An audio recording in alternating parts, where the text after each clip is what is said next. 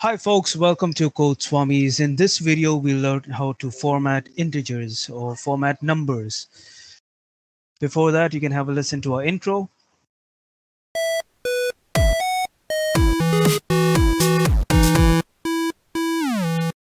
And let's look at how to format our integers, right?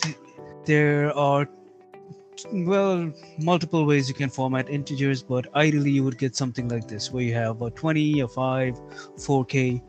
Right, but what if I want it to be the same length? We have integers of different lengths, and some people like it. But if you want your integers to be of the same length, you can have some leading zeros, right? To add leading zeros, stay tuned to the end of the video, and you'll know exactly how to do that. You could have nice looking integers like this. Don't worry about the colors. The colors are quite easy. Where you could put a foreground color red, yellow, green.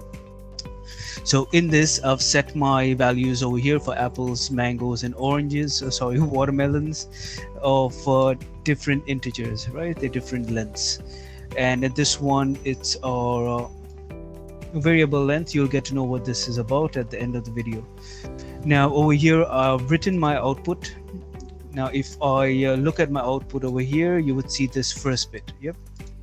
For me to format this in such a way that it gets some leading zeros, I would have to work with this regex string. Over here I have digits 5, and the format, the integer is the number 5, and that would have 00005, right? So if I look at what this looks like, you would see that this looks like 00005. Now if in case I want to add the number of zeros, say the numbers are not just, you don't want it 5 digits, I want it 9 digits, what happens then? Well, my bad. Here is where if I want 9 digits, the digit's 9, right? And the number is 9. Let me put it different so it doesn't confuse you. Here you got the number of digits within this integer 9. Now if I want to write my output like what you saw earlier, you can do this. This is the one where it is not formatted, and this is the one where it is formatted. You can see the difference in the outputs. When you could use this when you are writing stuff to files, right? When you want to have your digits or outputs look nice or presentable, maybe you can send emails with these figures, so it looks nicer this way. Now let's say over here I've set it to 5. However, my number is greater than 5.